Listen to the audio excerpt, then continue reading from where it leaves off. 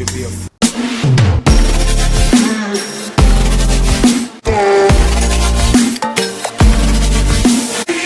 My name is Mfon, Akpan. If you are new to this channel, welcome to my little corner on the internet. Kindly click on the subscribe button and turn on the notification bell as well. If you are a returning subscriber, I am so grateful for your support. Away from the professional content, fun book review, I can feel that this safe space is going to be my favorite. Don't get me wrong, I love creating professional content. The book review is exciting, but this is closer to my heart. It's more personal as I get to share with you my experience and relationship with God and learn to be vulnerable by sharing my weaknesses and struggles as well. And of course, get to converse with you. I said learn to be vulnerable because being vulnerable is not a strong attribute of mine. I box things up a lot. But I am going to trust this process that as we go on this journey together, I will learn to let my guard down gradually. So about learning to let God, I'm an overthinker.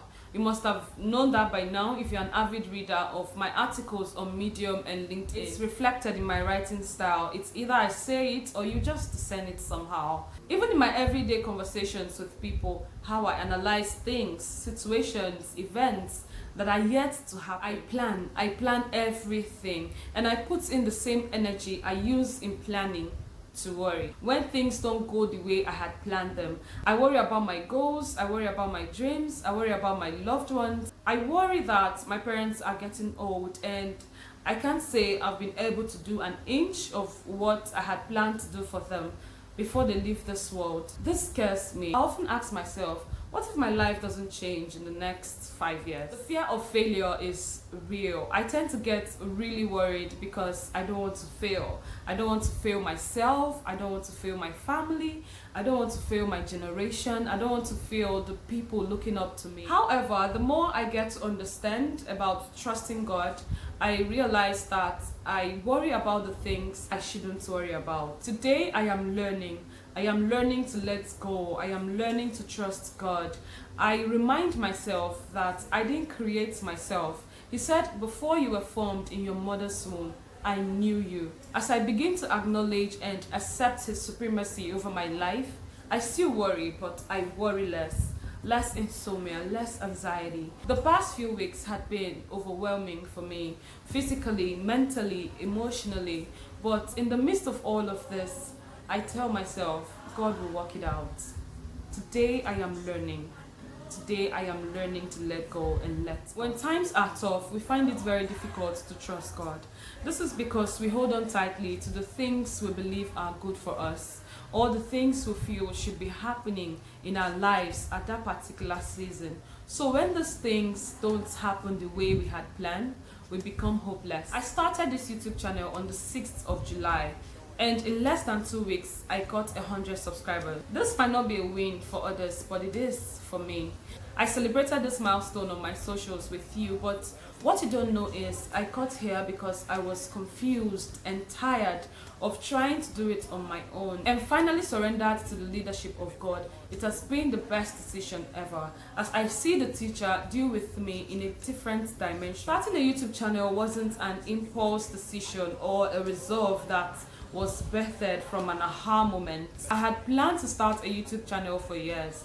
I would talk to my friends about it, jot down content ideas, write down an exhaustive list of the things I would need, and before you know it, another year gone, and I will ask myself, what is happening? But it all makes sense now.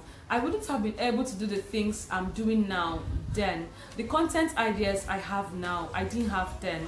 The things I've learned during this process, only the teacher can do that. Proverbs 3 verse 5 says, trust in the Lord with all your heart and lean not unto your own understanding. In all your ways, acknowledge Him and He will direct your path. I particularly love the Message translation on this. I love the Message translation, but not just on this. Please give me a second. Give me a second. Sorry. The Message translation says, trust God from the bottom of your heart. Don't try to figure out everything on your own. Verse 6 says, listen for God's voice in everything you do, everywhere you go. He is the one who will keep you on track.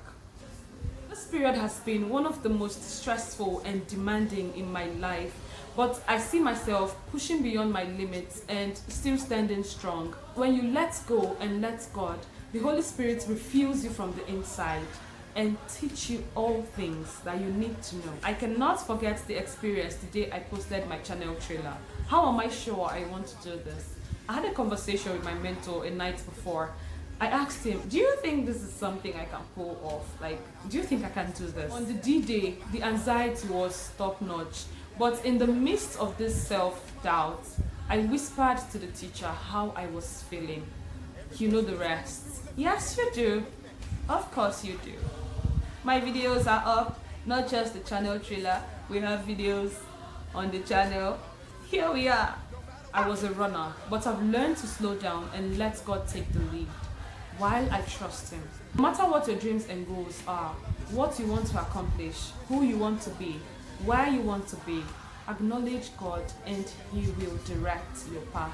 I am not there yet, but God is taking me there. Your plans and expectations align with God's plans for your life, and you will surely get there because He will direct your path. Joshua 1 verse 9 says, "Have I not commanded you? Be strong and courageous. Do not be afraid." Let me use message. Joshua 1 verse 9 says, message, "Haven't I commanded you? Strength, courage. Don't be timid. Don't get discouraged.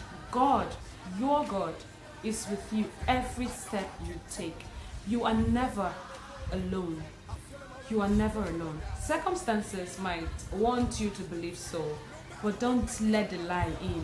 Don't let it settle, because you're never alone. Yes, I think it's natural for us to want to control the things happening in our lives, but it's through our weaknesses that we realize that we cannot really make it without God.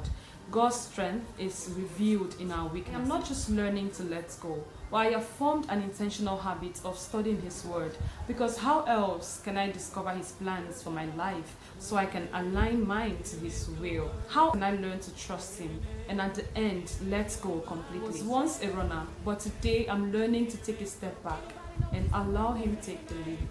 I'm learning to let go. Are you struggling to let go? Let me know in the comment section. Tell your story. This is our safe space. I don't want to go, but I promise myself that this channel will be known for making short and impactful content. I'm strongly hoping that you find respite in this personal experience I've shared with you, and know that no matter what you're going through, you are not alone. God will work it out. All you need to do is just let go and let God take the wheel. So like, share, and more importantly, comment. This is our safe space. And remember to subscribe, turn on the notification bell as well. I will see you on Tuesday. Thank you so much for watching.